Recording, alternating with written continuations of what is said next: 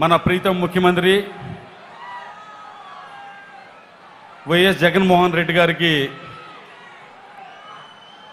ఘనంగా స్వాగతం తెలియజేస్తూ భీమవరం ఈ 2-3 నెలల్లోనే మరి రెండోసారి రావడం జరిగింది.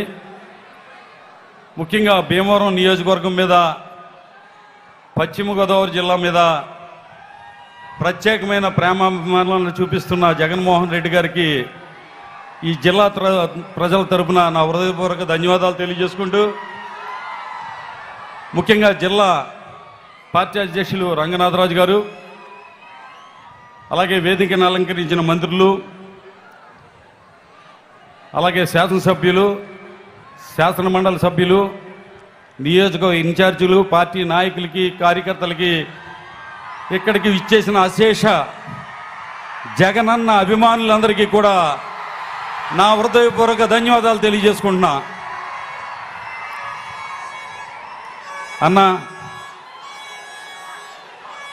ఈ రోజున చాలా సమయం ఆలస్యం అవుతుంది, చాలా తక్కువ సమయం మాట్లాడమన్నారన్న. నిజంగా మాట్లాడాలంటే 5 నిమిషాలు టైం ఇచ్చారు. 5 నిమిషాలు మాట్లాడటానికి కూడా మా నోరు పెగలడం లేదన్న. చాలా బాధగా ఉందన్న. ఇవాళ ఇన్ని లక్షల మంది మిమ్మల్ని దగ్గరగా వచ్చి, అన్నా ఎలా ఉందన్నా, మీకు దెబ్బ తగిలింది, ఆరోగ్యం ఎలా ఉంది అమ్మి అని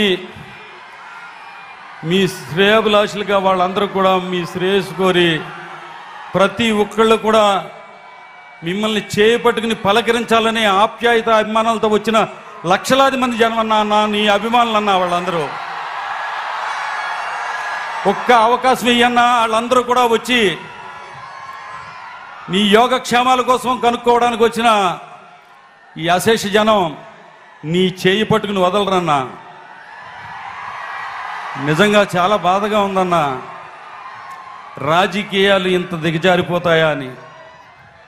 అన్నా, రాయితో దాడి చేసి నీకు గాయమైతే రాష్ట్రంలో ప్రజానీకం అంతా కూడా నీ మీదే ఆశలు పెట్టుకున్న బడుగు బలహీన వర్గాల వారు, అక్క చెల్లెమ్మలు, రైతన్నలు, భావి భారత పౌరులు, అనేక మంది పేదరికంలో ఉన్న ప్రతి ఒక్కరూ కూడా నీ మీద ఆశలు పెట్టుకున్నవారు.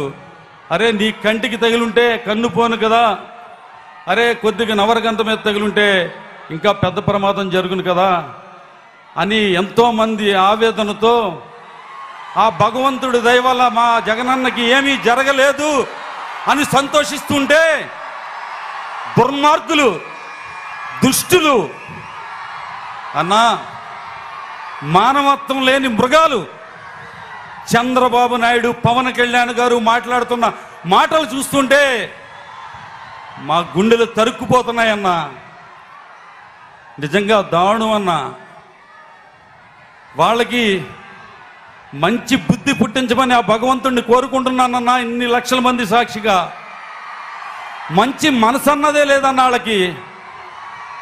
నిజంగా అన్నా, నీ మీద ఎందుకన్నా ఇంత ద్వేషం, ఎందుకన్నా నీ మీద అంత కక్ష అన్న? అవ్వా తాతలకి 65 సంవత్సరాలు వస్తేనే కానీ పెన్షన్ రాని వాళ్ళకి 60 సంవత్సరాల వాళ్ళకే మరి 3000 పెన్షన్ వాలంటీర్ల ద్వారా తెల్లవారు గట్ల 5 గంటలకే వాళ్ళందరికీ అందిస్తున్నందుకన్నా, భావి భారత పౌరులు మన పిల్లలు బాగా చదువుకోవాలి, వాళ్ళకి విద్యను సంపదగా అందించాలి, ఆ కుటుంబాలు పేదరికం నుంచి పైకి రావాలని ఆలోచన చేస్తున్నందుకు అన్నా నీ మీద అంత కక్ష అన్నా. ప్రతి పేదవాడికి, ప్రతి రైతుకి, ప్రతి అక్క చెల్లెమ్మకి కూడా తమ కింద నుంచి ఎక్కడో చోట పని చేసుకుని బతుకుతున్న వారందరూ కూడా మనం కూడా ఆత్మాభిమానంతో ఆర్థికంగా పైకెదిగి మనం గర్వంగా సగర్వంగా బతకాలని ఆలోచన చేస్తున్న వారికి మీరు చేయి అందిస్తున్నందుకన్నా మీ మీద కక్ష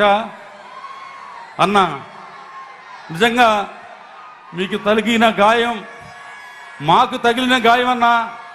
పేదవాళ్ళ ఆశల్ని చివితిమేయాలని చూస్తున్న దుర్మార్గులు, దుష్టులకి మంచి మనసుని కలిగించమని చెప్పి ఆ భగవంతుడిని ప్రార్థిస్తూ, అన్న నువ్వు 10 కాలాల పాటు ఆయురారోగ్యాలతో ఉండాలన్నా, క్షేమంగా ఉండాలన్నా, నీ మీద ఎంతోమంది ఆశలు పెట్టుకుని ఉన్నారన్నా. ఈ రాష్ట్ర ప్రజలు అవ్వ తాతల కాడించి నేడు పుట్టిన బిడ్డ వరకు కూడా వాళ్ళ భవిష్యత్తు కోసం నిజంగా చెప్పాలంటే అన్న నీ గురించి 2 గంటలైనా సరిపోదన్నా. కానీ నాకు మాటలు రావటం లేదన్నా.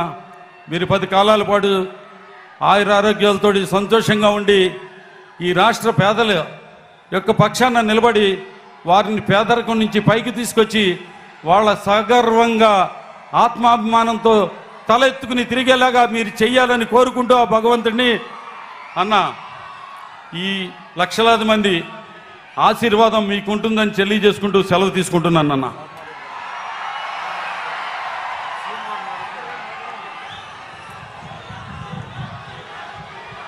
వైఎస్ఆర్ కుటుంబ సభ్యులకి అలాగే జగనన్న అభిమానులందరికీ కూడా మరి మీరు ఎప్పటి నుంచో ఎదురు చూస్తున్నారు, మన అన్న ఎప్పుడు మాట్లాడతారా ఎప్పుడు మాట్లాడతారా ఎప్పుడు మాట్లాడతారా అని.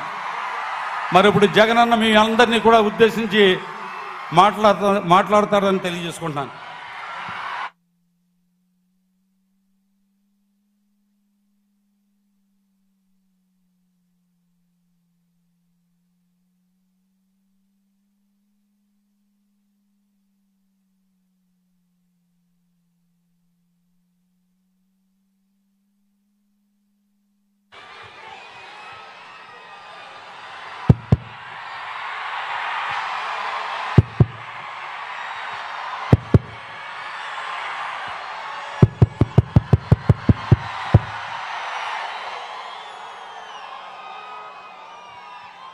భీమవరం జిల్లా సిద్ధం.